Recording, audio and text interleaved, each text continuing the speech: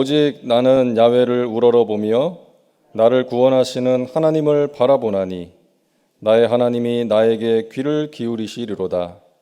나의 대적이여 나로 말미암아 기뻐하지 말지어다. 나는 엎드러질지라도 일어날 것이요 어두운 데 앉을지라도 야훼께서 나의 빛이 되실 것이미로다. 내가 야훼께 범죄하였으니 그의 진노를 당하려니와 마침내 주께서 나를 위하여 논쟁하시고 심판하시며 주께서 나를 인도하사 광명에 이르게 하시리니 내가 그의 공의를 보리로다. 아멘. 오늘 본문의 말씀 미가서 7장 7절에서 9절 말씀을 가지고 하나님을 바라봄의 은혜라는 제목을 가지고 잠시 말씀을 나누겠습니다. 사람들은 독일의 나인강의 기적과 한국의 한강의 기적을 종종 비교하지요. 그만큼 한국의 한강의 기적은 놀라운 발전, 성과를 거둔 것이 아닙니까? 그런데 가만히 한번 생각해 보십시오. 독일의 나인강의 기적과 한국의 한강의 기적과는 좀 다르다고 생각되어집니다. 아시다시피 독일이 어떤 나라였나요? 세계 1, 2차 대전을 일으키며 세계와 맞짱 뜬 나라가 아니었습니까? 잠수함을 만들고 탱크를 만들고 비행기를 만든 나라였어요. 세계 대전에서 졌어도 그들은 여전히 기술의 강국이었고 또한 지금 삶이 힘들고 어려웠지만 앞으로 도약할 수 있는 그런 나라가 독일이 아니었습니까? 그런데 우리나라는 어떤 나라였나요?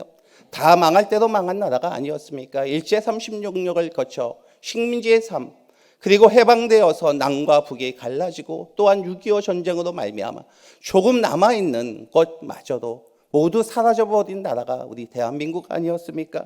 그래서 먹고 살기 위해서 동네마다 엿장수를 동원하여 머리카락 팔아요 해서 머리카락을 모아서 가발을 만들어서 외국에 수출하였고 또한 전국의 지잡기 운동을 벌여서 일명 코리아 밍크를 만들어서 외국에 내다 팔지 않았습니까? 이리저리 해서 1965년에 1억 달러를 수출하자 세계가 놀랐다고 합니다. 어떻게 저 거지 나라가 1억 달러를 수출할 수 있었을까? 이 망가질 대로 망가진 나라가 불과 68년에 세계 속에서 우뚝 선 이유가 무엇이었습니까? 경제개발, 5개년 때문입니까? 아니면 새마을운동 때문입니까? 아니면 목숨과 청춘을 담보로 간 서독, 광부와 간호사, 아니면 중동 근로자의 외화 벌이를 통하여, 외화 획득을 통하여 우리나라가 경제 성장을 이루었습니까? 물론 이 모든 것들이 경제 성장의 기폭제가 된 것은 분명한 사실이죠. 그런데 우리나라가 이렇게 부강한 나라를 이룰 수 있었던 것은 바로 영적 소생함이 아니었겠습니까? 이 땅에 처음 들어온 선교사님이 이 나라를 보고서 기록한 보고에 의하면 이 땅은 게으르고 소망이 없다고 합니다. 그런데 이 땅에 복음이 들어오니까 어떤 일이 생겼나요? 영혼이 소생함이 일어나지 않았습니까? 영혼의 소생함이 일어났더니 삶의 회복이 일어났고 기쁨이 일어나지 않았어요. 그러니까 우리 안에서 말씀 운동과 기도 운동과 성령 운동에 통하여 이 나라가 다시 한번 영혼으로 심령으로 변화받았기 때문에 부흥의 역사를 이룬 줄 믿습니다. 여의도에서 100만 인파가 모여 하나님께 찬양하고 기도하고 부르짖는 일들, 코로나19로 말미암아 많은 일들에서 힘들죠. 어려운 일이 많죠. 눈물도 있죠. 그런데 특별히 신앙적으로 바라볼 때 많이 심취한 것은 사실이지 않습니까? 바로 이때 우리가 다시 한번 영적인 운동, 영혼의 운동, 말씀과 기도 운동으로 다시 한번 뜨거워지면 우리 안에 있던 모든 어둠의 권세, 마음의 근심 걱정, 우리가 당하는 모든 일들 가운데 하나님께서 주시는 소생함과 회복의 역사를 보는 귀한 은혜가 이 자리에 가득하기를 주님의 이름으로 먼저 축원드립니다. 오늘 본문을 보면 이렇게 나옵니다. 마찬가지 고대 근동의 강대국인 아수르는 이스라엘을 정복하려고 침략의 기회만 지금 노리고 있었어요. 이스라엘은 그런데 온갖 부패와 우상 숭배로 말미암아 이미 자정 능력이 사라지고 곧 멸망할 나라가 이스라엘이었어요.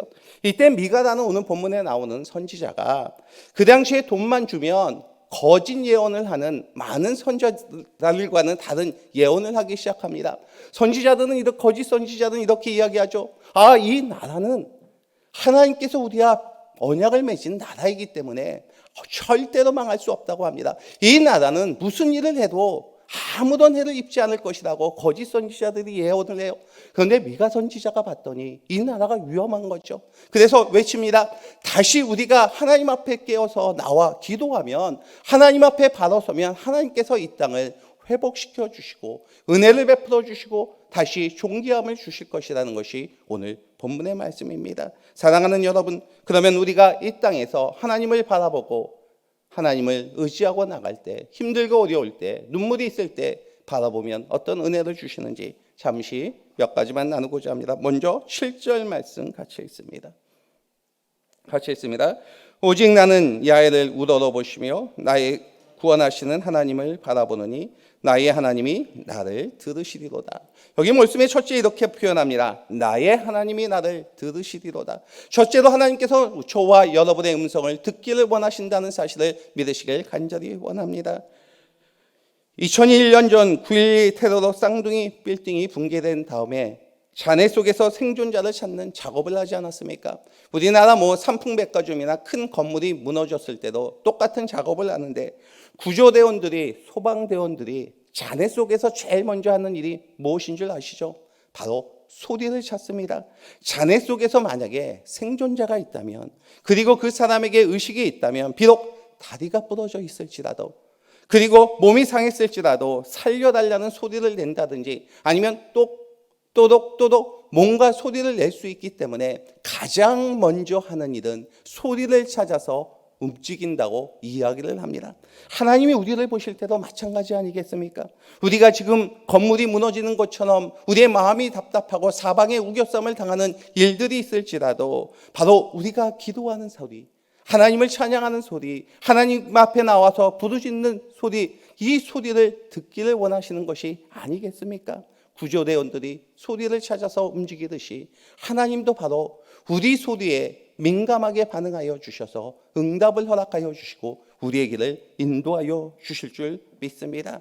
그러면 마귀들이 혹시 우리에게 질병을 가져다 주고 환경 속에 어려움을 가져다 주고 근심을 가져다 줄지라도 절대로 우리를 손댈 수 없는 하나님의 보호하심이 나타날 것입니다. 히브리서 11장 33절에서 34절 말씀 제가 한번 읽겠습니다. 그들은 믿음으로 나라들을 이기기도 하며 의를 행하기도 하며 약속을 받기도 하며 사자들의 입을 막기도 하며 불의 세력을 멸하기도 하며 칼날을 피하기도 하며 연약한 가운데서 강하게 되기도 하며 전쟁에 용감하게 되어 이방 사람들의 진을 물리치기도 하며 바로 이것이 하나님의 바로 자녀됨의 능력이요 믿음의 기도인 줄 믿습니다. 그런데 우리가 기도하고 난 다음에 중요한 것은 무엇이냐면 기도의 확신입니다. 사도행전 12장 말씀에 보면 이런 이야기가 나옵니다. 베드로가 말씀을 전하다가 복음을 전하다가 옥중에 갇히게 되었어요. 그래서 같이 사역하는 사람, 베드로 선생님을 따르던 많은 사람들이 함께 모여 기도합니다. 마리아라는 집에서 함께 기도하죠. 기도 제목이 뭐였을까요? 하나님, 우리 베드로 선생님이 복음을 전하시다가 옥중에 갇혔습니다. 제발 옥중에서 풀려나게 해주십시오 하고 사람들이 모여서 기도를 해요. 그런데 정말로 하나님의 강권하심으로 말미암아 성령의 역사로 말미암아 이 베드로 선생님이 옥중에 풀려나는 것이에요. 그리고 베드로 선생님이 제일 먼저 찾아간 것이 이 마리아, 사람들이 모여있는 마리아 집으로 가서 문을 세게 두들깁니다. 그때 안에 있던 노대라는 여자아이가, 그냥 섬기는 종이 있었는데 이 여자아이가 그 소리를 듣고 밖에 나가, 누구세요? 나 베드로야, 베드로 선생이야. 이 소리를 듣고 너무나 놀라서 문도 열어주시지 않은 채 안에 들어가서 소리칩니다. 선생님들이요, 지금 밖에 누가 와 계신 줄 아십니까? 선생님들 빨리 나와보세요. 지금 누가 와 계신 줄 아십니까? 소리칩니다. 그런데 그 안에 있던 사람들이 뭐라고 했을까요? 이렇게 이야기합니다. 내가 미쳤다고 이야기합니다. 내가 제정신이냐 이야기합니다. 그들이 함께 모여서 기도한 이유가 무엇이었습니까? 우리가 이 자리에 모여서 기도한 이유가 무엇이었나요? 베드로 선생님이 풀려달라고 기도하지 않았습니까? 그런데 정작 풀려났더니 이 여자아이에게 미쳤다고 이야기합니다. 혹시 우리는 그렇게 기도하지 않습니까? 우리가 중언부언 기도하며 우리가 여러 가지 기도를 하지만 그냥 기도하는 경우가 있지 않습니까? 오늘 우리가 믿음으로 기도할 때 이런 믿음의 확신을 가지고 기도할 때 하나님께서 역사가 일어나지 않겠습니까? 줄탁 동실한 이야기 들어보셨죠?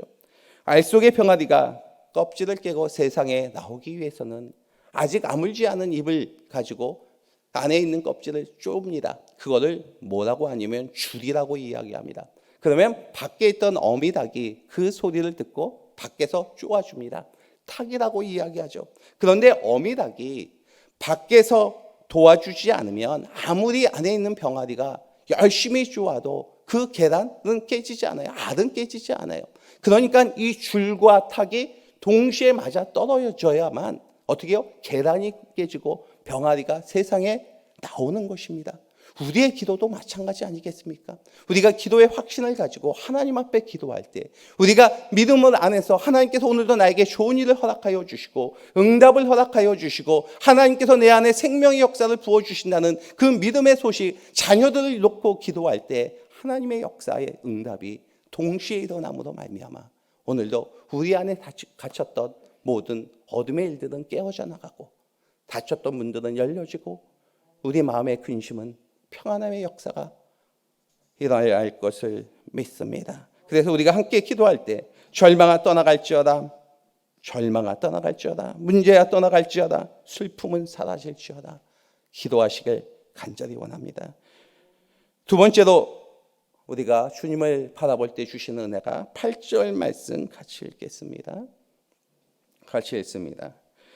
나의 대적이여 나로 말미암아 기뻐하지 말지어다. 나는 엎드러질지라도 일어날 것이요 어두운 데 앉을지라도 야훼께서 나의 빛이 되실 것임이라. 여기 두 번째로 우리가 하나님을 바라볼 때 무슨 은혜를 주시냐면 이렇게 표현합니다. 엎드러질지라도 일어날 것이요 야훼께서 나의 빛이 되실 것임이로다. 지금 두 번째는 나를 일으켜 세워주시네. 이제 절망 가운데 기도했더니 하나님께서 나의 기도를 들어주시고 그 다음 어떻게 하면 나를 주저앉았던 마음에서 절망했던 마음에서 나를 일으켜 세워주신다는 사실이에요. 지금 이스라엘 상태가 어떤 상태였냐면 아니 북이스라엘이 아수르의 멸망, 그러니까 지금 이 당시에 이스라엘이 남과 북으로 우리나라 남과 북으로 갈라져 있어요. 그런데 북이스라엘이 아수르의 멸망을 당하는 것이에요. 아니 거짓 선지자들이 이스라엘은 절대로 망하지 않는다고 했는데 북이스라엘이 망하다 보니까 이 남유다에 있던 백성들이 생각하는 것이 아니 우리 망하지 않는다고 이야기하지 않았어. 왜 우리가 망한 것이야? 포로로 끌려가다니 이게 말이 되는 거야?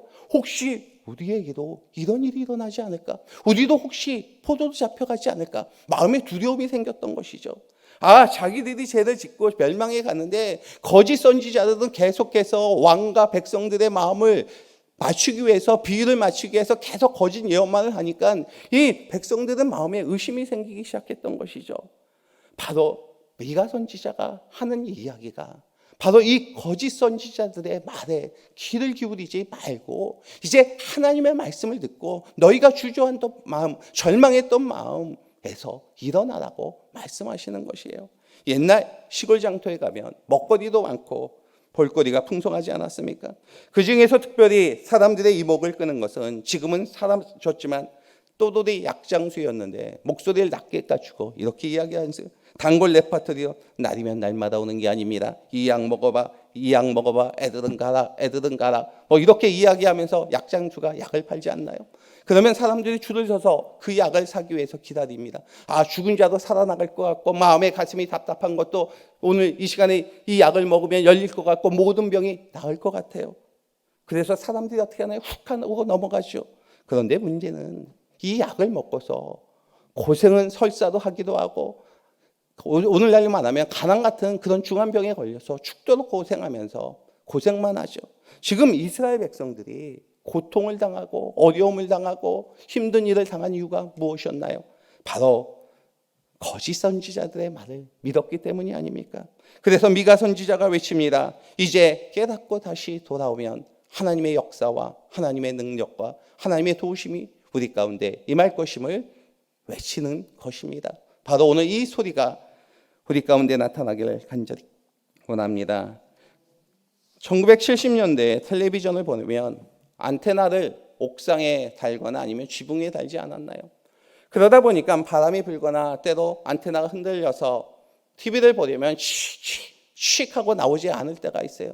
그런데 그 당시에는 텔레비가 오늘날 같이 24시간 나오는 것도 아니고 저녁에만 나오다 보니까 아버지나 삼촌이나 그런 분들이 옥상에 올라가서 안테나를 조정합니다. 그러면 아버지가 올라가서 하죠. 왼쪽으로 돌리라고, 오른쪽으로 돌리라고, 아니 꼭 잡고 있으라고. 그러면 안에 있는 사람이 소리칩니다. 그래, 됐어 하고 소리를 쳐요. 그런 진풍경을 보고 자랐던 것 같습니다. 그런데 TV가 나오기 위해서는 주파수가 맞아야 되시, 우리도 오늘 이 시간에 하나님께서 우리를 일으켜 주시기 위해서는 우리의 마음이 주님께 향하여야 되지 않겠습니까? 오늘 어떤 마음을 가지고 이 자리에 나오셨습니까? 그냥 추수감사절 특별 새벽 기도회니까 나오셨습니까? 아니요, 하나님께 우리의 마음을 향하여 나오시지 않았습니까? 내 마음을 주님께 맞추기에 나오시지 않으셨습니까? 내 뜻은 이런데, 내 심정은 이런데 하나님의 뜻이 알지 못하니까 주님 그 마음을 우리가 하나님께 돌리기 위해서, 하나님께서 나의 마음을 변화시키기 위해서 이 자리에 나온 것이 아닙니까? 바로 그것을 통하여 주님께서 우리를 일으켜 세워주시는 역사가 임하기를 간절히 원합니다. 마지막으로 9절 말씀 세 번째 같이 읽습니다.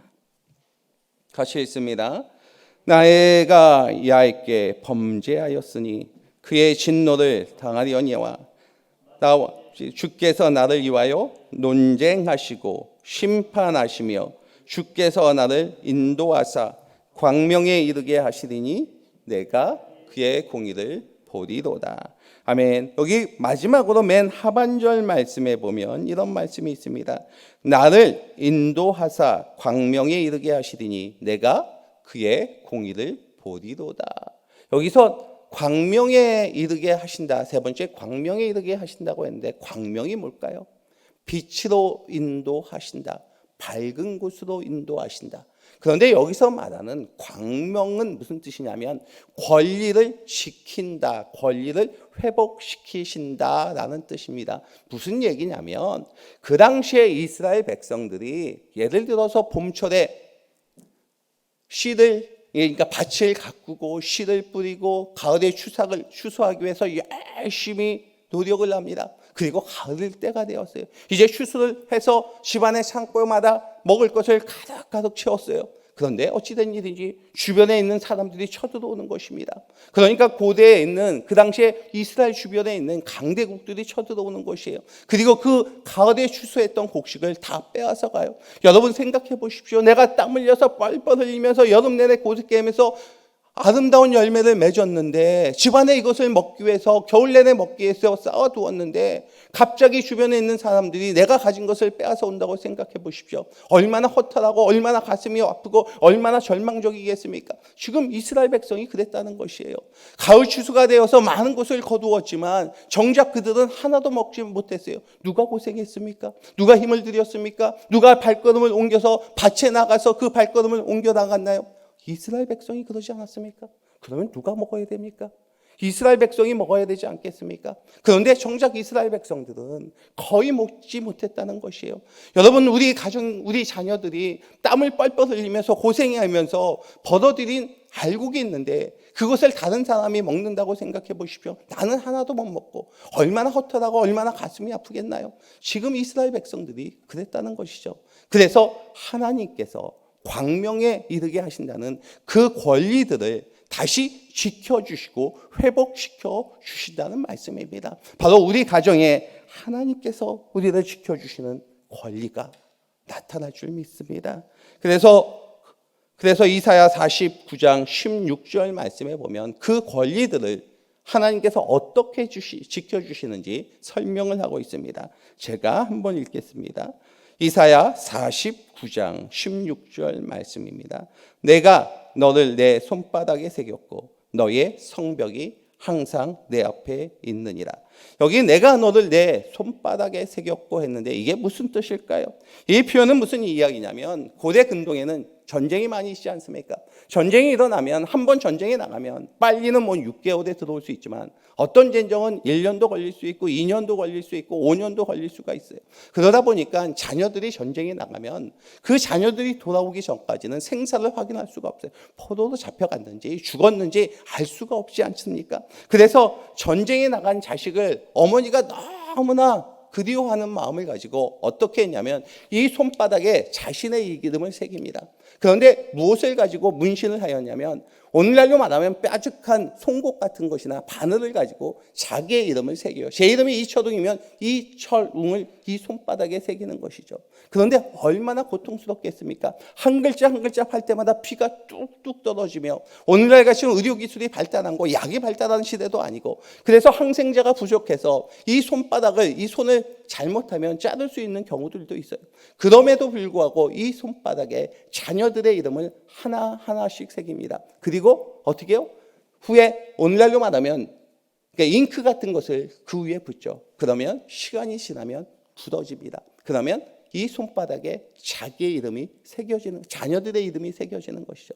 그러면서 어머니들이 너무나 자녀들이 보고 싶으니까 언제 돌아올지, 생사는 살아있는지 아니면 감옥에 갇혀 있는지 너무나 궁금해서 이 자녀들을 보면, 손바닥을 보면서 자녀들을 그리워합니다. 바로 하나님께서도 그러신다는 것이에요. 오늘 하나님께서도 저와 여러분의 이름들을 주님의 이름 손바닥에 한자 한자 새겨주셔서 우리를 기억하여 주시고 우리를 보호하여 주시며 우리를 위해서 중보하여 주시며 우리의 가는 길을 성령의 구름으로 덮어 주셔서 우리의 가는 길을 지켜 주실 줄 믿습니다. 하나만 하고 말씀 맺고자 합니다. 초대교회 때 우리나라 여권에 보면 첫 장에 이렇게 기록되어 있습니다. 혹시 자세히 여행 다니시는 분 자세히 보셨는지 모르겠지만 이렇게 기록되어 있습니다. 대한민국 국민인 이 여권 소지인이 아무 지장이 없이 통행할 수 있도록 하여 주시고 필요한 모든 편의 및 보호를 베풀어 주실 것을 관계자 여러분께 요청합니다. 대한민국 외교통상부 장관. 그렇다면 질문 하나 하겠습니다. 초대교회 때 그러니까 예수님 당시 바울 당시에도 여권이 있었을까요? 그 당시에도 여권이 있었겠습니까? 그 당시에도 여권이 있었어요. 그런데 여권이라 부르지 않고 그 당시에도 여행 증명서라는 것이 있었어요.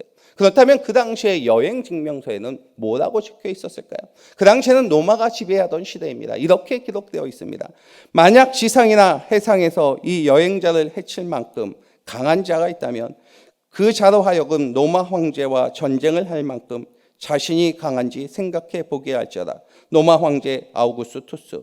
그렇다면 자 여러분 오늘날 그리스도인들은 이 땅에 살지만 천국 시민권을 가지고 있는 사람 아니겠습니까? 자 그렇다면 천국의 여권 첫 장을 넘기면 과연 무슨 이야기가 기록되어 있을까요?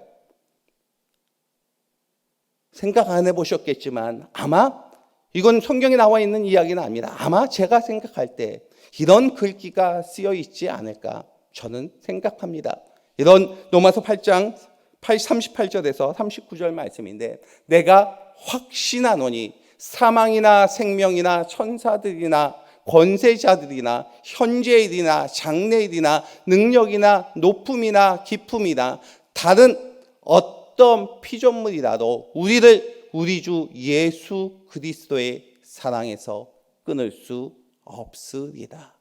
바로 하나님께서 이 땅에 사는 저와 여러분 바로 이렇게 확신하노니 사망이나 생명이나 천사들이나 권세자들이나 현재일이나 장래일이나 능력이나 높음이나 깊음이나 다른 어떤 피조물이라도 우리를 우리 주 그리스도 예수의 사랑에서 끊을 수 없음을 믿고 오늘도 활기차게 믿음 안에서 살아가시길 주님의 이름으로 축원드립니다. 하나님께서 오늘 우리의 기도를 응답하여 주시고 저와 여러분의 삶을 일으켜 세워주시고 절망 가운데서 우리를 붙잡아 주시고 우리가 잃어버렸던 건 혹시 세상 가운데 살다가 건강을 잃어버렸습니까? 마음의 근심으로 마음을 잃어버렸습니까? 삶의 여러 가지 문제로 육신의 연약함이 있습니까? 아니 우리의 신앙 믿음의 문제를 잃어버렸습니까? 그 권리를 광명에 이르게 허락하여 주셔서 그 권리들을 잡고 이 교회를 섬기며 나가는 아름다운 귀한 성도 여러분 되시길 주님의 이름으로 축원드립니다. 기도하시겠습니다. 아버지 하나님 감사합니다. 주님의 은혜와 사랑과 하나님의 영광이 임하길 원합니다. 이 교회 위에 하나님 순복음 송포교회 위에 하나님의 영이 임하고 성령께서 역사하여 주셔서 아버지 하나님 혹시 잃어버린 것들이 있었습니까? 아버지 하나님, 마음의 근심으로 인하여 하나님께서 주신 형상을 잃어버렸습니까? 아버지 하나님, 환경의 문제로 인하여 하나님 우리의 마음과 우리 육신을 빼앗겼나이까? 아버지 하나님의 자녀의 문제, 아버지 하나님 고난의 문제를 통하여 마음으로 인하여 근심으로 인하여 우리 영혼이 상하였나이까? 아버지 하나님, 코로나19로 우리의 영혼이 상하여 우리의 심령이 무너졌나이까? 주님, 오늘 우리의 기도에 응답하여 주시고 일으켜 세워주시고 광명으로 인도하여 우리의 권리를 모두 되찾는 귀한 성도 가정 되게 허락하여 주시옵소서. 아버지 하나님, 귀한 예물 주님 앞에 올려드렸습니다. 드린 손길마다 복의 복을 도하여 주시고 하늘의 문을 열어주시어서 마당의 밀과 포도주와 기름이 넘쳐나듯이 삶의 모든 것을 채워나가는 아름다운 복으로 축복하여 주시옵소서. 우리 주 예수님의 이름으로 기도 올렸습니다. 아멘.